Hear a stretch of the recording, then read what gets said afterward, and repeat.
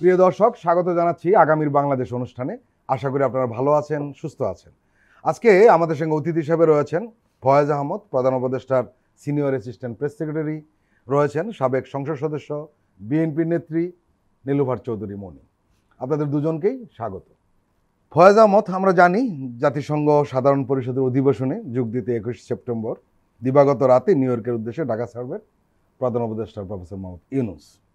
তার সফর সঙ্গী হিসেবে যাবেন 4 জন রাজনীতিবিদ। তারা হলেন বিএনপির মহাসচিব মির্জা ফখরুল ইসলাম আলমগীর, জামাত ইসলামের নায়েবে আমির সৈয়দ আবদুল্লাহ মোহাম্মদ তাহের, জাতীয় নাগরিক পার্টির সদস্য সচিব আক্তার হোসেন এবং বিএনপির ভারপ্রাপ্ত চেয়ারম্যান তারেক রহমানের পররাষ্ট্র বিষয়ক উপদেষ্টা হুমায়ুন কবির। প্রধান উপদেষ্টার নিউ ইয়র্ক সফরে বিএনপি, জামাত ও এনসিপির এই 4 নেতাকে সঙ্গে নেওয়া, এই সিদ্ধান্তের রাজনৈতিক বার্তা কি হতে পারে বলে আপনি মনে করেন? জাতিসংঘের যে সাধারণ অধিবেশনে বাংলাদেশ প্রতিনিধিত্ব করবে, ওখানে তো আসলে শুধু সরকার বলে কথা নয়, সেখানে সরকার প্রধান হিসেবে প্রফেসর মোহাম্মদ ইউনূস দায়িত্ব পালন করছেন বলেই উনি বাংলাদেশকে প্রতিনিধিত্ব করবেন।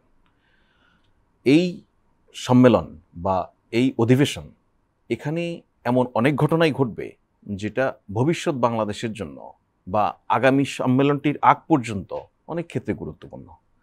শুধু তা নয়, আপনি যদি খেয়াল করেন দেখবেন যে এবার জাতিসংঘের এই অধিবেশনে পাশাপাশি একটি বড় সম্মেলনের আয়োজন করা হয়েছে রোহিঙ্গা বিষয়ে।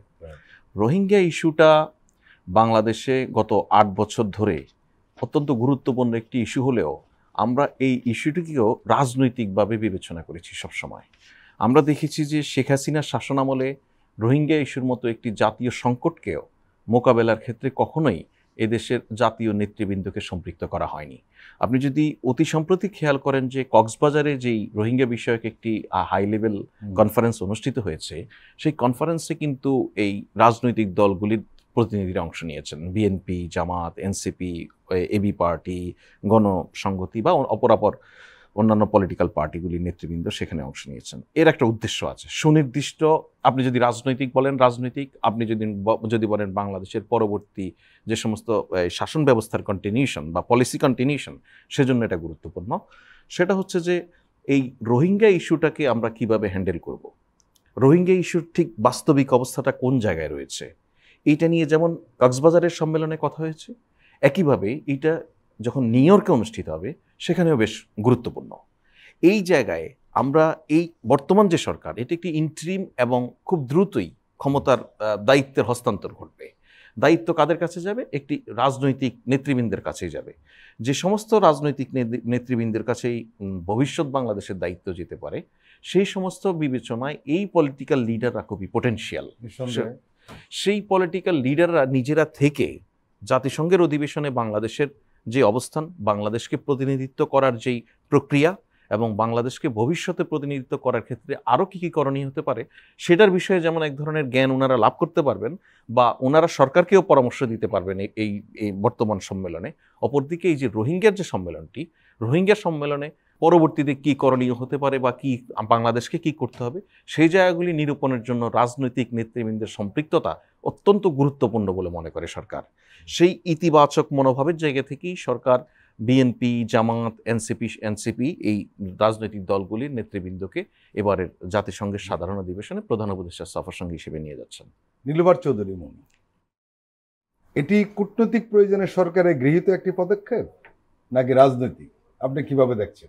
যেটাই আপনি বলেন, ঘটনাটা কিন্তু বেশ চমকপ্রদ এবং এটা আমি মনে করব সরকারের শুভবুদ্ধি এই জায়গাটায়। কারণ সরকার একটু দেরিতে হলেও, অবশ্যই গত বছর সেই সময়টাও ছিল না, রিয়েলাইজেশন করেছে যে যাদের হাতে টুডে টুমোরো ক্ষমতা ইউটিলাইজড হবে তাদেরকে নিয়ে যাওয়াটা বাঞ্ছনীয়। এই যে 5টা 10টা অন্য অন্য মানে সফরসঙ্গী না বাড়িয়ে সরকার যে পলিটিক্যালি ডিসিশনটা নিয়েছে, এটা আমি মনে করব যে এই যে 1 বছর সরকার যা করেছে এর মধ্যে একটা সফল একটা উদ্যোগ আমি হতে পারে। যেটা আমার সহালোচক ফয়েজ সাহেব বললেন যে রোহিঙ্গা ইস্যু একটা বড় ইস্যু, ওখানে সরকার প্রধান হিসেবে বক্তব্য রাখবেন সরকার প্রধান ডক্টর ইউনূস সাহেব, বাট ওই সরকার প্রধানের বক্তব্য ছাড়াও কিন্তু ওখানে অনেক রকম নেগোসিয়েশন হয়, অনেক রকম মিটিং হয়। সেগুলোতে যখন এই দলগুলো নিজেদের কথা, দেশের কথা বলতে পারবে, মানে নিজেদের কথা মানে দেশের কথা, গোটা গোটা দেশটাকে উপস্থাপন করতে পারবে, এবং প্রতিনিধিত্ব একটা ইন্টারিম গভর্নমেন্ট সঙ্গে যে রাজনীতিবিদদেরকে নিয়ে যাচ্ছে, যেমন নেপালে একটা ঘটনা ঘটলো, যিনি আসলেন বিচারপতি, প্রধান বিচারপতি সাবেক, উনি এসেই যখন ইলেকশনের ঘোষণা দিলেন, জিনিসটা আপনি যেভাবেই নেন না কেন একটা খুবই সুন্দর একটা দর্শনীয় একটা জিনিস ছিল। যে ফিউচার নেপাল কি হবে আমরা জানি না, কারণ 13-14 বার নির্বাচন অলরেডি হয়ে গেছে, 14 বারের ডেট পড়েছে এই পিআর পদ্ধতির পরে। তো কিন্তু যে কথাটা সরকার প্রধান বলেছেন এটা অনেক বড় কথা। ঠিক একই অবস্থায় আমি বাংলাদেশের সরকার প্রধানকে আমি সময় উপযোগী, যুগোপযোগী সিদ্ধান্তের জন্য ধন্যবাদ জানাচ্ছি। ফয়েজ আহমদ, বিএনপি বা জামাতের কোনো নেতা যদি বা এনসিপি এই সফরকে নিজেদের রাজনৈতিক গুরুত্বের বৈধতা হিসাবে উপস্থাপন করার চেষ্টা করে বা করেন, সেটা কি প্রধান উপদেষ্টার জন্য কিছুটা অস্বস্তিকর হবে না? স্বস্তি বা অস্বস্তি এটা পলিটিক্যালি একরকম, স্টেট পলিসি বা সরকার যেভাবে সরকারের ব্যবস্থাকে ভবিষ্যতের জন্য চিন্তা করে তার জন্য আরেক রকম হতে পারে। আপনাকে আমি খুব নির্মোহভাবে বলি, যদি আজকে বাংলাদেশে আমি কোনো রাজনৈতিক দলের নাম বললাম না, ধরুন বিএনপির সঙ্গে যুগপৎ আন্দোলনে যে সমস্ত রাজনৈতিক দল ছিল, সে সমস্ত রাজনৈতিক দলের যে কোনো লেয়ারের যে কোনো একটি রাজনৈতিক দলও যদি বলে যে আমি বিএনপির সমান, আমাকে বিএনপির সমান গুরুত্ব সব জায়গায় দিতে হবে, এটাকে আপনি কিভাবে নেবেন?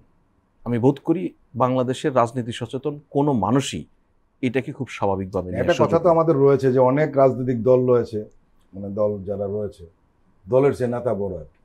না, আমি সেই আলাপটাতে যাচ্ছি না, এটা একটা রিয়েলিটি। এই রিয়েলিটিটা আমি এভাবে বলি, দেখুন রাজনীতিকে আমি কমিউনিকেশনের সবচেয়ে বড় টুলস হিসেবে দেখি। নিঃসন্দেহে আপনি যদি খেয়াল করেন গত 15 বছরে বা 16 বছরে বাংলাদেশের রাজনীতিতে নাগরিকদের সরাসরি স্বার্থের বিষয়ে সবচেয়ে বেশি আন্দোলন কিন্তু বিএনপি করেনি। বিএনপি 17 বছর পুরোটাই রাজপথে ছিল, পুরোটাই আন্দোলনে ছিল, আন্দোলন করতে করতে অনেক ত্যাগ তিতিক্ষা তাদেরকে সহ্য করতে হয়েছে। কিন্তু শুধুমাত্র নাগরিকের স্বার্থ সংশ্লিষ্ট আন্দোলনের কথা যদি বলি, তাহলে এখানে সবচেয়ে বেশি আন্দোলন করেছে এই দেশের বামপন্থী রাজনৈতিক দলগুলি। তাদের মিছিলে আপনি ব্যানার ধরারও লোক পাওয়া যায়নি অনেক সময়, just due to lack of communication. তার রাজনীতির ভাষা মানুষের কাছে হয়তো পৌঁছায়নি, মানুষকে হয়তো সে বুঝাতেই পারেনি যে আমি আপনার কথাই বলছি। সুতরাং এই বাস্তবতা তো আছেই।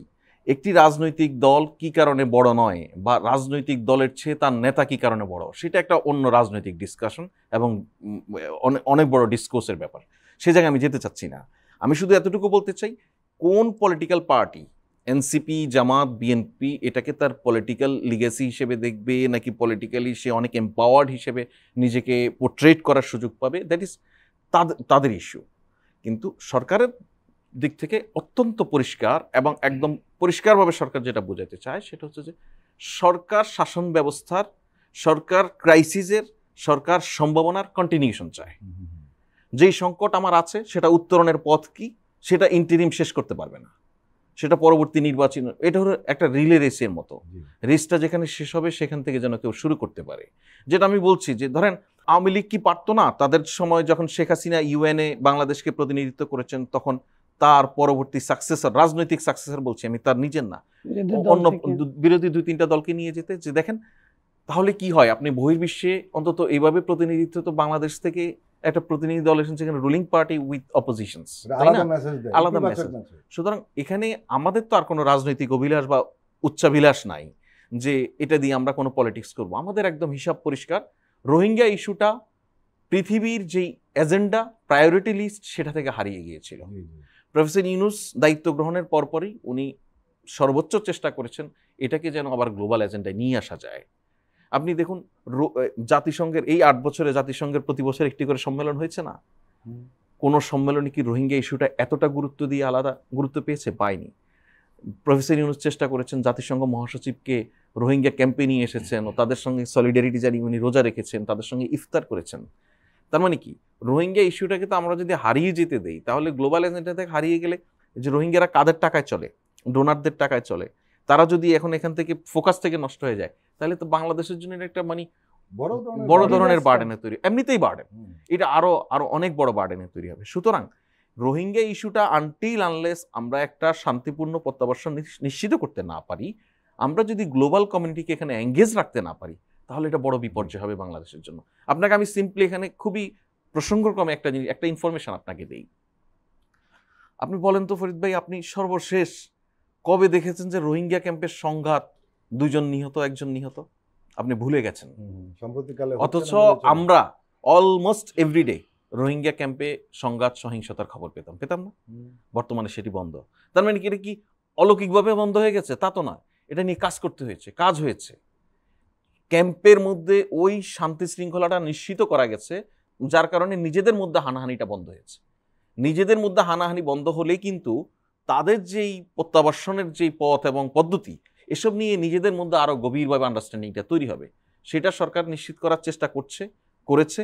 রোহিঙ্গা ইস্যুটাকে বাঁচিয়ে রাখার চেষ্টা হচ্ছে, এবং রোহিঙ্গাদের একটা শান্তিপূর্ণ প্রত্যাবাসন যেন এই সরকারের যে সময় আছে তাতে হয়তো সম্ভব হবে না, কিন্তু এটা যেন আমাদের প্রায়োরিটি থেকে হারিয়ে না যায়। এক্স্যাক্টলি, সেই জন্যই মনে করে রাজনৈতিক দলগুলির প্রতিনিধিত্ব এখানে থাকা উচিত। এখন রাজনৈতিক দলের দেখুন, রাজনৈতিক নেতৃবৃন্দ যখন জানা যায় কারো, সেটাকেও রাজনৈতিকভাবে ব্যবহার করেন। সে জায়গায় জাতিসংঘে গেলে একটু ব্যবহার করতেই পারেন, সেটা তার পলিটিক্স, সেটা নিয়ে কোনো আলোচনা নেই। নীলুবার চৌধুরী মনি, প্রধান রাজনৈতিক দলের শীর্ষ নেতাদের নিয়ে প্রধান উপদেষ্টার এই সফর বাংলাদেশের অন্তর্বর্তী সরকারের প্রতি বৈশ্বিক আস্থার উপর কি ধরনের প্রভাব ফেলতে পারে? এটা আসলে 2 ধরনের প্রভাব ফেলতে পারে। এক হচ্ছে আরো 2 ধরন, আরো বেশি হতে পারে। যারা বঞ্চিত হয়েছে তারাও কিন্তু বহুদিনের পুরানো সংগঠন আছে, তারা ভাবতে পারে সরকার কি এদের নিয়ে একটা কোনো সরকারি দল, বিরোধী দল এই ধরনের চিন্তা করছে কিনা। পজিটিভ কিছুটা ফেলবে, নেগেটিভও কিছুটা ফেলবে, কারণ যারা আমাদের ভালো দেখতে পারে না, ভালো দেখে খুশি হতে পারে না, তাদের জন্য এটা এক ধরনের অস্বস্তিকর। এবং সেখানেও ওখানে তারাও থাকবে, তারাও আবার কিছু কান পরা দেয় কিনা সেটাও একটা ব্যাপার। আবার যারা মনে করে যে বাংলাদেশের গণতন্ত্র অটুট থাকুক, যেমন আপনার ওয়েস্টার্ন ইউনিয়ন, যেমন ইউরোপিয়ান ইউনিয়ন, এই জায়গাগুলোর যে দেশগুলো, তারা খুশি হবে, তারা এটাকে এক্সাম্পল হিসেবে শো করতে পারে যে সবাইকে একসাথে করে একটা আমব্রেলার মতো চিফ অ্যাডভাইজার নিয়ে আসছে সাথে করে, এটা একটা এক্সাম্পল হতে পারে। আবার আপনার মনে করেন যে কেউ মনে করতে পারে যারা অপছন্দের তালিকা, যে এটা তোমাদের আইওয়াশ করার জন্য নিয়ে আসছে, ভিতরে কিন্তু বিশাল ষড়যন্ত্র। কারণ ইলেকশনটা ঠিক সময় মতো হয় কিনা, তোমার দেয় কিনা, এটা তোমাদের মানে লেবেন চুষ দিয়ে তোমাদের একটা সান্ত্বনা পুরস্কার হিসেবে দিল, এটা নিয়ে তোমরা খুশি থাকো, তোমাদের এই সমস্যা কিন্তু হচ্ছে, এটা দেখাইতে পারে। এটা কিন্তু এই এনভায়রনমেন্টে, জিওপলিটিক্সের আমাদের যে এনভায়রনমেন্টাল যারা আছে, আমি একটা দেশকেই শুধু বলবো না, 2-4টা দেশও আছে, তো তারা এশিয়া মহাদেশের অন্যরা এরকম বোঝাতে পারে। সো 2 দিক থেকেই সরকারের অ্যালার্ট থাকতে হবে। অনেক সময় ভালো কাজ করতে গেলেও কিন্তু ভালো হয় না, মন্দ হয়ে যায়। তো এখন সরকার আবার কোন মনে যে নিয়ে যাচ্ছে সেটাও একটা ব্যাপার, কারণ আমি তো আর সরকারের মন পড়তে পারি না। আমি বাইরের দিক থেকে মূল বিষয়টা যেটা হলো যে আমার যতদূর মনে হয়েছে যে এই ধরনের সফরে যে ঘটনা ঘটতে যাচ্ছে সেটি হলো যে বিশ্বের কাছে এটা উপস্থাপন করা যে এই সরকার সবার সরকার, এটা একটা রিপ্রেজেন্টেটিভ। এটা সরকার যখন ভালোভাবে এটা উপস্থাপন করতে পারবে, সরকারের সম্মান বৃদ্ধি পাবে। সরকারের কিন্তু একটু টানাপূরণ, সারা বিশ্বে উনি যত নাম করা একজন মানুষ, ওনার জন্য কিন্তু কিছুটা লসই হয়েছে এই বাংলাদেশে জয়েন করার পরে। এটা কাটায় উঠতে পারবে তত ভালোভাবে। আগের সম্মানটা আর এখনকার বর্তমান সম্মানটা আমরা যদি 2টা পাশাপাশি রাখি, আমরা বুঝতে পারবো সরকার বেশ কিছুটা লস্ট করেছে। তো সেই জায়গায় সে আবার এটা গেইন করতে পারে যে আমি তো এটাই চেয়েছিলাম, এটাই আমার মনের কথা, আকুতি, আমি বাংলাদেশের মানুষ যাতে সুখে শান্তিতে থাকতে পারে, অ্যাকসেপ্ট স্বৈরাচার বা ফ্যাসিস্ট। তো সেটা সরকারের বোঝানোর উপর ডিপেন্ড করবে। তবে আপনি যে কথাটা বলছেন, সরকারও যতটা বুদ্ধিমান, আমি চতুর বলবো না, চালাক, ততটাই সরকার এটা আমরা যা আশা করছি তার চেয়ে বেশি বুঝাইতে পারবে। আমার কি মনে হয়, সরকারের লোক পাশে আছে, আমার কাছে এটাই মনে হয়। প্রিয় দর্শক, আমরা এখন একটি বিরতি নিচ্ছি, আপনারা আমাদের সঙ্গেই থাকুন।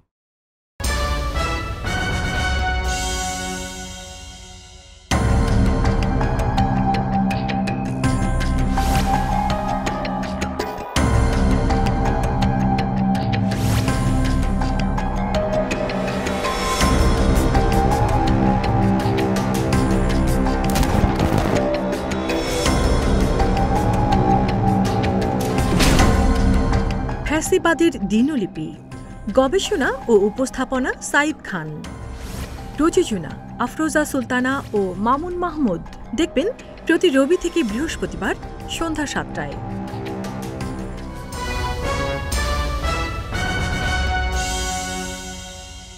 আবারও স্বাগত আগামীর বাংলাদেশ অনুষ্ঠানে। আজকে আমাদের সঙ্গে অতিথি হিসেবে রয়েছেন সাবেক সংসদ সদস্য বিএনপির নেত্রী নীলুফার চৌধুরী মনি, রয়েছেন প্রধান উপদেষ্টার senior assistant press secretary Foyez Ahmed. Jamaat বলেছে জুলাই সনদের বাস্তবায়ন দেরি হলে জনগণ আবারও রাস্তায় নামবে।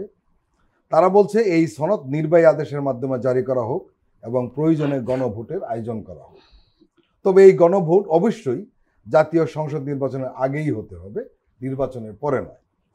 এবি পার্টির চেয়ারম্যান মুজিবুর রহমান মঞ্জু বলেছেন, জুলাই সনদ বাস্তবায়নের প্রক্রিয়া নিয়ে রাজনৈতিক দলগুলো ঐক্যমতে পৌঁছতে না পারলে গণভোট ছাড়া উপায় নেই। আর এনসিপিতে গণপরিষদের দাবিতে অটল রয়েছে। অন্যদিকে জাতীয় ঐক্যমত্য কমিশনের সহসভাপতি অধ্যাপক আলী রিয়াজ বলেছেন যে বর্ধিত মেয়াদের আগেই জুলাই সনদ বাস্তবায়নের পদ্ধতি চূড়ান্ত করতে চায় কমিশন। এর জন্য কোনো অবস্থাতেই 1 মাস লাগবে না বলে মনে করেন তিনি। এ বিষয়ে বিশেষজ্ঞদের পরামর্শ নেওয়া হয়েছে। তিনি আশা করছেন এ ব্যাপারে দ্রুত একটি পরিণতি দেখা যাবে। ফয়েজ আহমদ, এই যে টানাপোড়েন জুলাই সনদ নিয়ে চলছেই, গোটা বিষয়টিকে আপনি কিভাবে দেখছেন? আপনি কাছ থেকে দেখেন। খুবই অনেস্টলি বলি, আপনি কিভাবে নেবেন বা দর্শক কিভাবে নেবে আমি জানি না, তবে এটা সত্য যে কোনো টানা পড়েন আমি দেখছি না। আপনি যদি একটা পরিবারে বাবা মারা যান, উত্তরাধিকার সূত্রে জমি জামার যে বন্টন হয়, সেই বন্টন প্রক্রিয়ায়ও এর চেয়ে বেশি টানাপোড়েন হয়। এখন আমাদের রাজনৈতিক দলগুলির মধ্যে জুলাই সনদ নিয়ে যে টানাপোড়েনটা আপনারা দেখছেন, এটা মোদ্দা কথায় আপনি দেখুন গণভোট, আপনি দেখুন জুলাই সনদ বাস্তবায়ন, আপনি দেখুন জুলাই সনদে যেই বিষয়গুলিতে অধিকাংশ দলের বা দলগুলির একমত হওয়ার জায়গা, এগুলি কিন্তু অনেক ক্ষেত্রে সবার চাও পাওয়া একটা দলও এই জুলাই সনদ বাস্তবায়ন হোক এর বিপক্ষে অবস্থান নিচ্ছে না।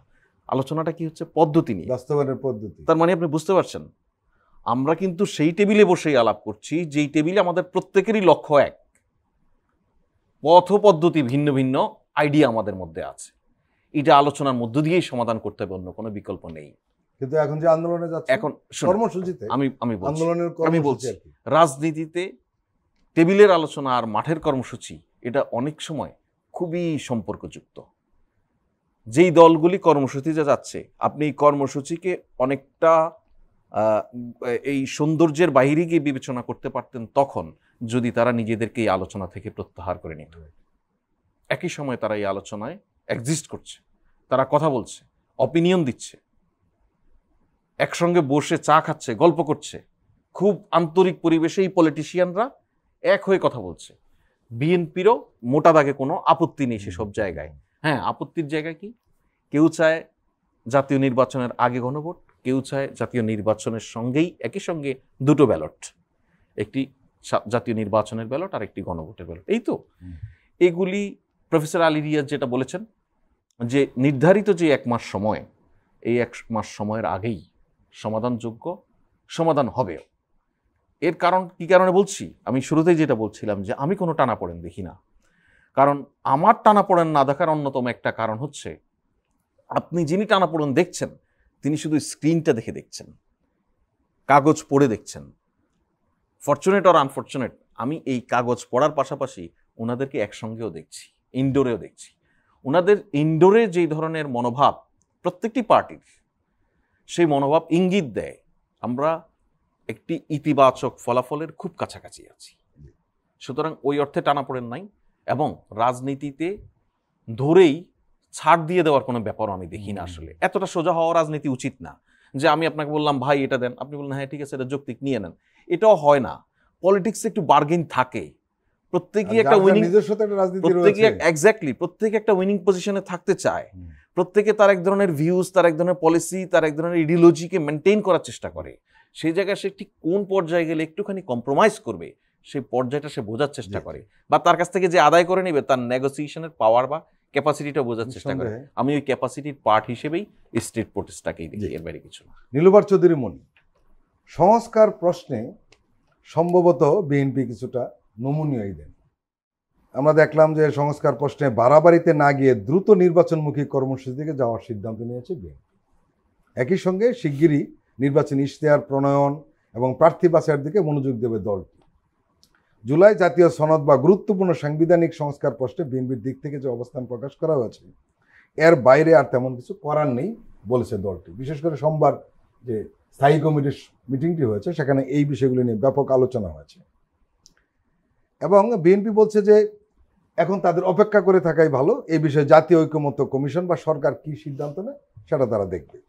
পাশাপাশি বিএনপি বলছে যে তাদের উচিত হবে এখন এই নিয়ে কোনো ধরনের বাড়াবাড়িতে না গিয়ে দ্রুত নির্বাচনমুখী কর্মসূচি থেকে যাওয়া, যাতে অন্য শক্তি নির্বাচনমুখী পরিবেশ সৃষ্টির পথে কোনো প্রতিবন্ধকতা সৃষ্টি করতে না পারে। এই যে গত সোমবার অনুষ্ঠিত বিএনপি স্থায়ী কমিটির সভায় চলমান রাজনৈতিক পরিস্থিতি নিয়ে দীর্ঘ আলোচনার পর এই যে সিদ্ধান্তগুলি হলো, আপনি কিভাবে দেখছেন? আপনারা এই ধরনের সিদ্ধান্তে কেন গেলেন? বিএনপি একটা নির্বাচনমুখী দল। আওয়ামী লীগের টর্চারে, আওয়ামী লীগের যথেচ্ছারিতায় নির্বাচনে যেতে পারে নাই, অনেক ইচ্ছা থাকা সত্ত্বেও, এবং জনগণকে বুঝিয়েছে 18-তে যে নির্বাচনে আওয়ামী লীগের সাথে গেলে কি হয় এটা তোমরা দেখো। তো সেইখানে নির্বাচন হওয়ার জন্য অন্তরায় যে জিনিসগুলো, সেগুলো বিএনপি কিন্তু সংস্কারে আপনি খেয়াল করেন ম্যাক্সিমাম সংস্কারে কিন্তু বিএনপি প্রায় ধরেন 7 শতাধিকের মধ্যে 6 শতাধিকে কিন্তু 51টা সম্ভবত আংশিক ছাড়া সবকিছুতে একমত হয়েছে। সাংবিধানিক যে সংস্কার কিছু কয়েকটা ছাড়া আমি যেটা বললাম যে কয়েকটা আসলে সব তো গণতন্ত্র তো সব একমত হতে বলে নাই, গণতন্ত্র সংখ্যাগরিষ্ঠের কথা বলেছে। সেই হিসেবে যদি ধরি বহু বহু বহু বেশি সংখ্যাগরিষ্ঠতা এখানে পেয়েছে। তারপরেও তারা যখন সনদের কথা বলছে, আমি আপনাকে একটু সংশোধন করে দেই। আমাদের ঐকমত্য কমিশনের যেই কাজের প্যাটার্ন, সেখানে সংখ্যাগরিষ্ঠের আলোকে হচ্ছে না। সংখ্যাগরিষ্ঠের ভিত্তিতে যদি হতো তাহলে এতদিনে সবই হয়ে যেত। এখানে চেষ্টা করছে যে পয়েন্টগুলিতে সবাই একমত হবে শুধু সেগুলি নিয়ে। সেটা আমি জানি, কিন্তু আমি আমারটুক বললাম যে গণতন্ত্র কি বলে। গণতন্ত্র যে কথা বলে, যারা সংস্কারের নেতৃত্ব দিচ্ছে তাদের 100টা সংস্কারের 100টাই কিন্তু একমত হওয়া কোনো দলের পক্ষেই সম্ভব না। তো সেই জায়গাটাই আমি বলছি যে ম্যাক্সিমাম কিন্তু একমত হয়েছে। যে 2-4টা আছে সেটা নিয়ে, যেমন ধরেন জুলাই সনদ নিয়ে যে কথাটা হয়েছে, বিএনপি বলেছে যে পরবর্তী সংসদ আসলে সেইখানে তারা এটা ফুলফিল করবে, বাস্তবায়ন করবে।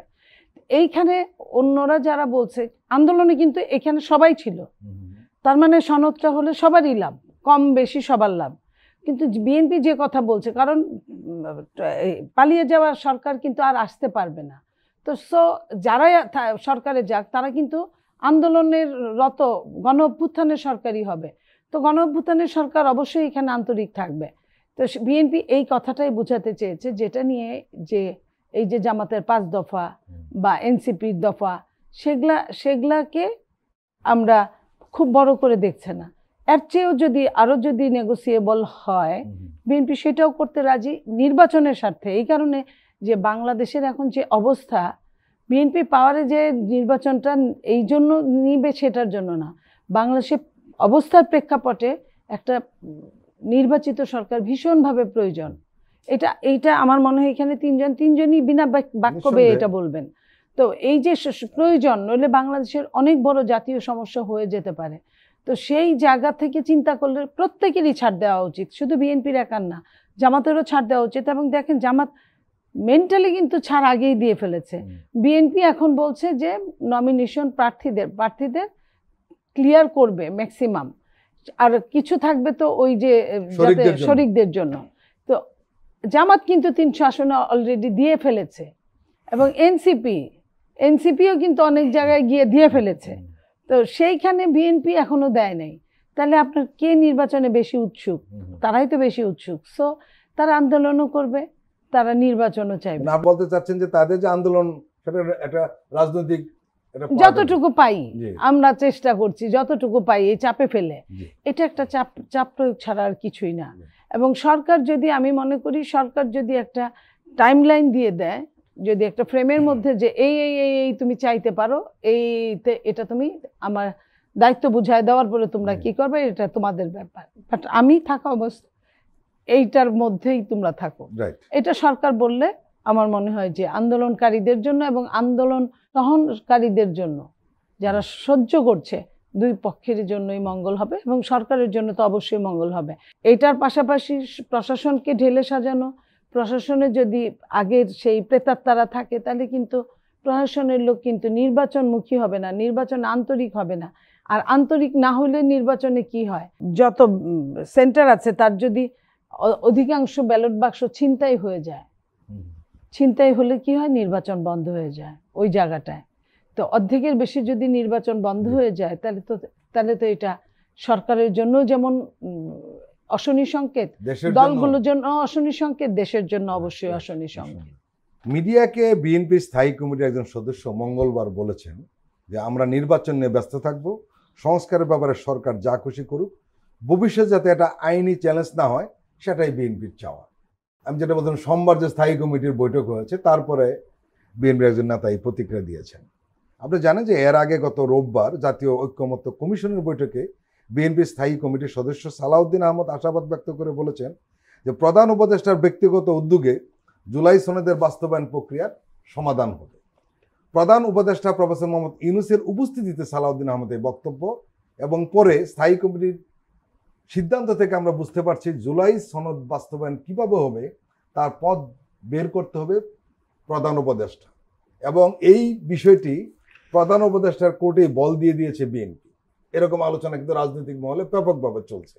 ফয়েজ আহমদ কি বলবে? বিষয়টা হচ্ছে প্রধান উপদেষ্টার কোর্টে বল দিয়ে দেওয়া নয়, এটা অনেকটা ওনাকে অভিভাবক হিসেবে বা প্রধান উপদেষ্টা এই জাতীয় ঐক্যমত্য কমিশনের সভাপতি হিসেবে সম্মান জানিয়ে এটা বলছেন বলে আমি মনে করি। কেন এই কথা আমরা বারবার বলেছি যে এই সরকার দায়িত্ব পালনের ক্ষেত্রে প্রকাশ্যে অপ্রকাশ্যে রাজনৈতিক দলগুলির সঙ্গে নিয়মিত যোগাযোগ রাখে।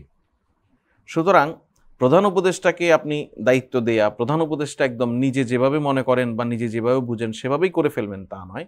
উনি প্রয়োজনীয় ক্ষেত্রে প্রয়োজনীয় ব্যক্তিদের সঙ্গে, সেটা রাজনৈতিক হোক সরকারের লোক হোক, সবার সঙ্গে আলোচনা করে হয়তো একটা সিদ্ধান্তে আসবেন।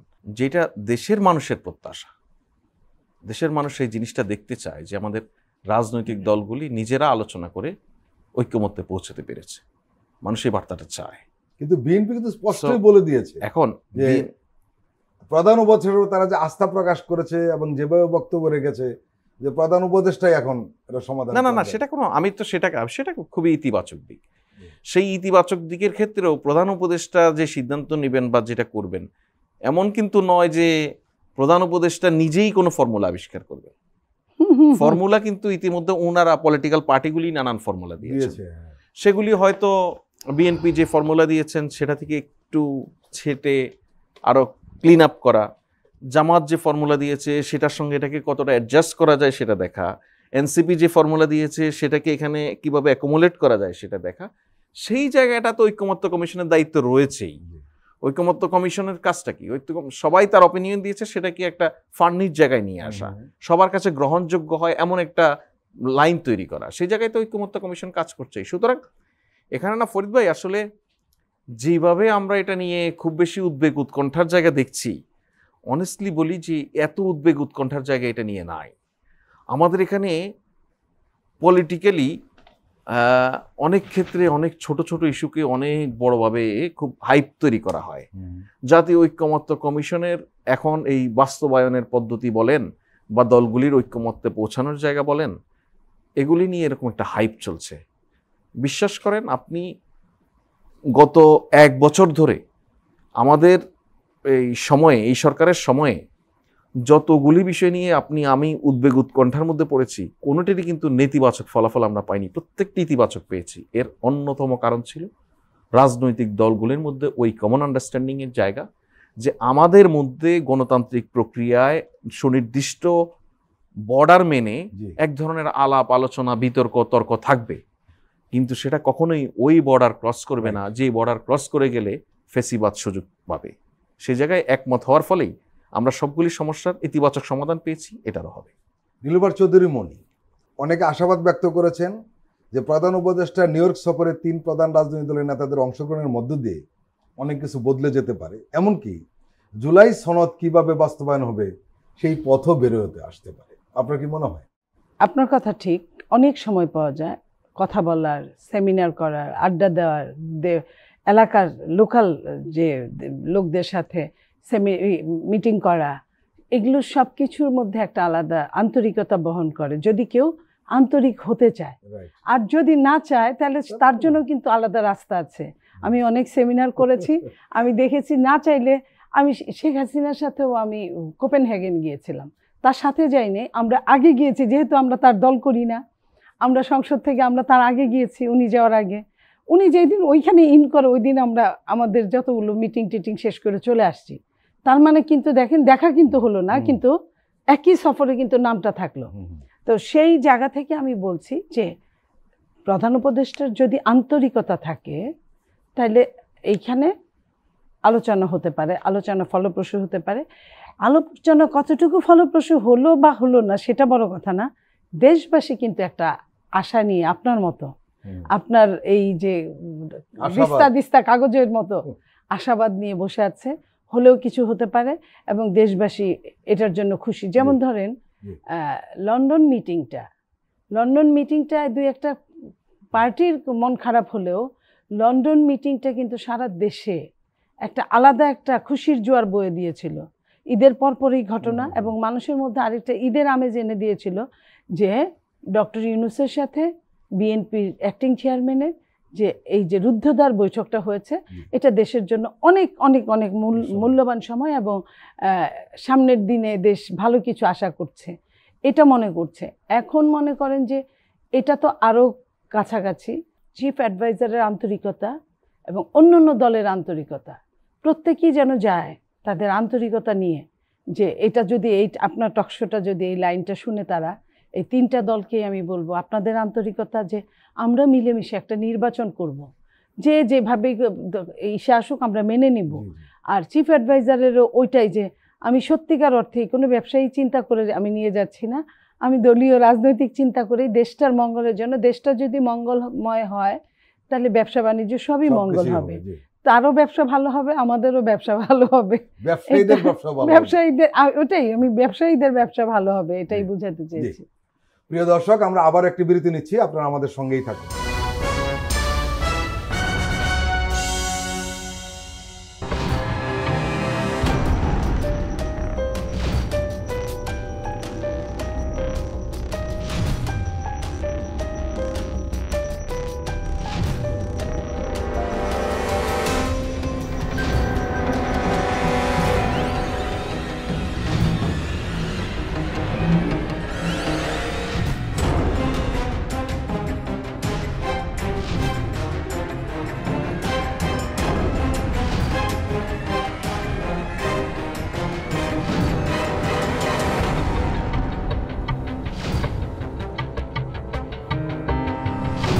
কেমন আছে অর্থনীতি দেখবেন প্রতি সোম ও মঙ্গলবার রাত 10:20।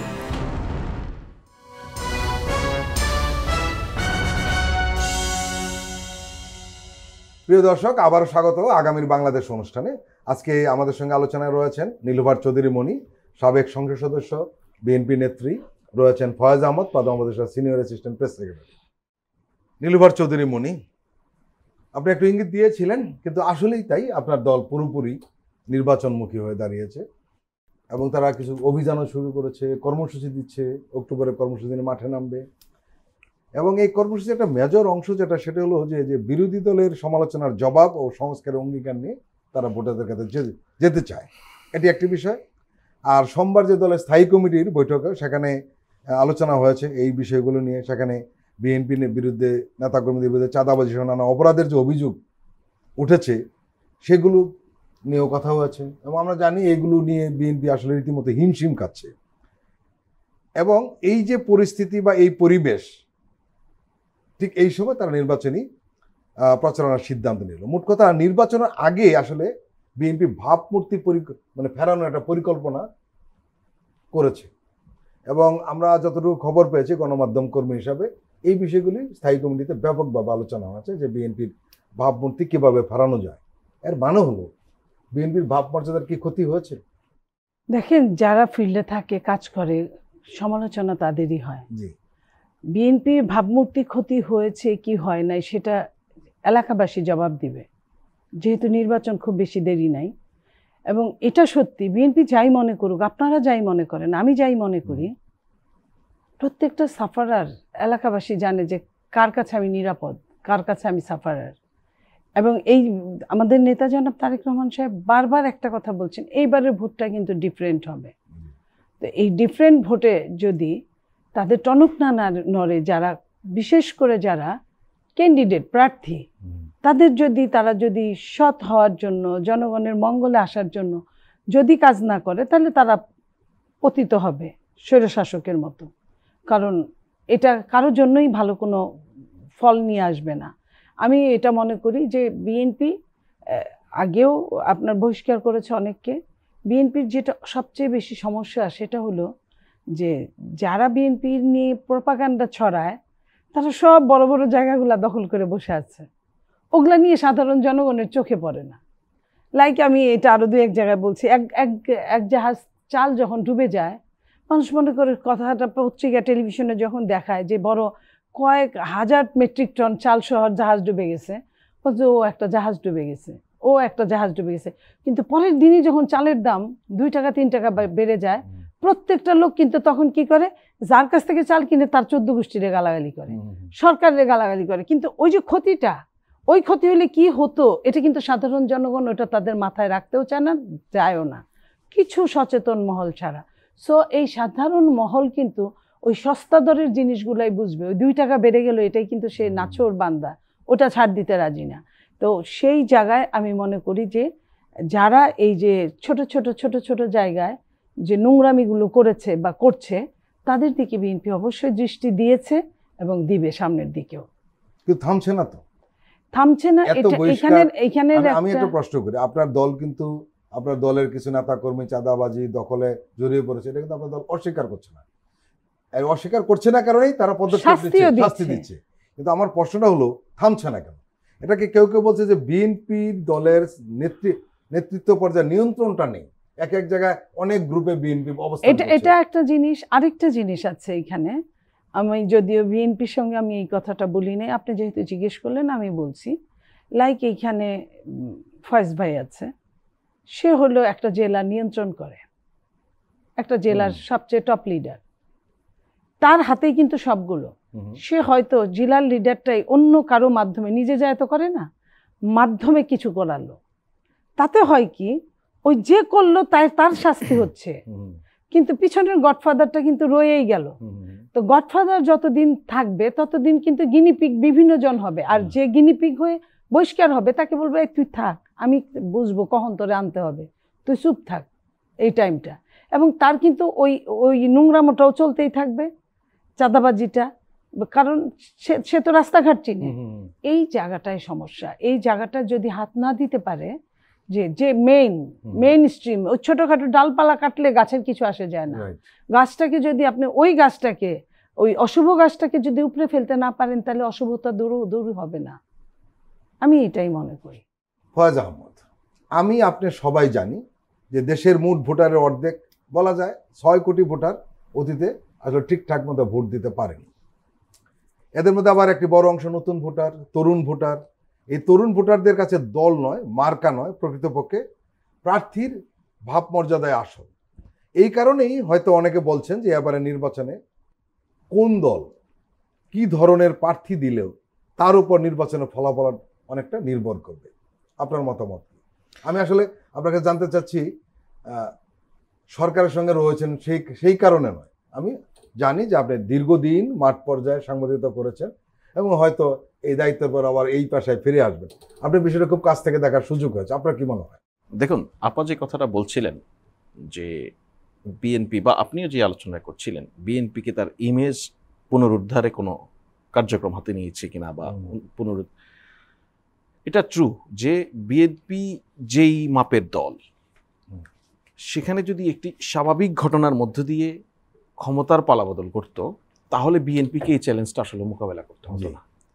অল অফ এ সাডেন যখন একটি অপশাসনের পতন হলো, তখনই ঠিক দেশে যে পরিস্থিতি, এই পরিস্থিতিতে বিএনপিতে থাকা যারা সুযোগ সন্ধানী তারা সুযোগটি নিল, আবার বাহিরের যে সমস্ত সুযোগ সন্ধানী এরা বিএনপিতে ঢুকে গিয়ে ওরা পোটেনশিয়ালি বিএনপিকে গুরুত্বপূর্ণ মনে করেছে। দল হিসেবে বিএনপি কিছু অভূতপূর্ব কাজ করেছে। বিএনপি প্রচুর মানুষকে সাংগঠনিক ব্যবস্থা নিয়েছে। বিএনপি বাংলাদেশের ইতিহাসে প্রথম কোনো রাজনৈতিক দল নিজ দলের কর্মীর বিরুদ্ধে থানায় গিয়ে মামলা করেছে, সবই ওকে। বিএনপি এখন এসে বিএনপি এই ক্রাইসিসটাকে রিকভার করার নানান চেষ্টা করছে, যেটা কাগজের রিপোর্টের মধ্যে দিয়ে আমরা দেখি।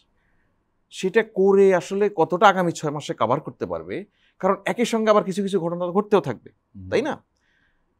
এর চূড়ান্ত কাভারের জায়গা আপনি যে জায়গাটায় প্রশ্ন করেছেন সেখানে দল হিসেবে বিএনপি দুর্বৃত্তদের, দুষ্ট লোকদেরকে প্রশ্রয় দিবে, আশ্রয় দিবে, নাকি সৎ লোকদেরকে, নাকি ভালো লোকদেরকে তারা লালন পালন করবে, দলের মধ্যে সুযোগ করে দিবে, সেটা বিবেচনা করতে হবে নমিনেশনের মধ্য দিয়ে। ধরুন যে কোনো একটি নির্বাচনী এলাকায় বিএনপির যেই নেতৃত্ব এখন ওখানকার মানুষের উপরে নানানভাবে জুলুম অত্যাচার কম হোক বেশি হোক করেছে, স্থানীয় মানুষ সেটা জানে। আগামী নির্বাচনে যদি সেই নেতৃত্বই ধানের শীষ মার্কা নিয়ে দাঁড়ায়, মানুষ ধানের শীষ দেখবে না, মানুষ বিএনপি দেখবে না, মানুষ দেখবে ওই ব্যক্তিকে যে গত 1 বছরের সুযোগ পেয়েই তাদের উপর জুলুম অত্যাচার করেছে। সুতরাং মানুষ তার মধ্যে এক ধরনের আওয়ামী সিমট্রম খুঁজে পাবেন, যিনি ক্ষমতার কাছাকাছি হলে বা ক্ষমতায় গেলে কি হয়ে উঠতে পারেন, মানুষের মধ্যে এক ধরনের ধারণা তৈরি হবে। সেই জায়গা থেকে বিএনপির সবচেয়ে বড় চ্যালেঞ্জ এবং সবচেয়ে বড় সুযোগ, আমি দুটো একসঙ্গে বলছি। বিএনপির সবচেয়ে বড় চ্যালেঞ্জ হচ্ছে সৎ, যোগ্য, জনপ্রিয়, মানুষের কাছে আস্থাভাজন এরকম মানুষকে নমিনেট করা। মাথায় রাখতে হবে বাংলাদেশের আগামী নির্বাচন বা বাংলাদেশের নির্বাচন নিয়ে আমরা যে ধরনের ধারণা স্ট্যাটিস্টিক্স নিয়ে বসি সেটা অনেক পুরনো। সেই জায়গা থেকে জেনারেশন বদলে গেছে, সেই জায়গা থেকে জেনারেশন সরকার ফেলে দিয়েছে। আপনি একটা মূল্যবান কথা বলেছেন যে ভোটের যে জনমিতি নিয়ে আমরা আলোচনা করি, এটা অনেক পুরনো, এটা অনেক পুরনো, মানে এটার কোনো ভিত্তি নেই। তো সেই জায়গায় মার্কা দেখেই ভোট দিবে এরকম যে জেনারেশনটা এখনো আছে, সেটা ভোটের মাঠে সর্বোচ্চ 5%। বাদ বাকি মানুষ বোঝার চেষ্টা করবে আমার আসনে নমিনেশনটা কে পেয়েছেন, কোন দল, সেটা পরে চিন্তা করবো। আগে কোন মানুষ, তার কাছে আমি নিরাপদ কিনা, তার কাছে আমার বাড়ি গাড়ি ব্যবসা প্রতিষ্ঠান নিরাপদ কিনা। যদি নিরাপদ হয় আমি তাকে ভোট দিব। সুতরাং বিএনপির জন্য একই সঙ্গে আমি বলছি চ্যালেঞ্জ এবং সুযোগ। বিএনপির জন্য চ্যালেঞ্জ হচ্ছে তার দল থেকে এরকম লোক খুঁজে বের করা, যেটা খুব আছে।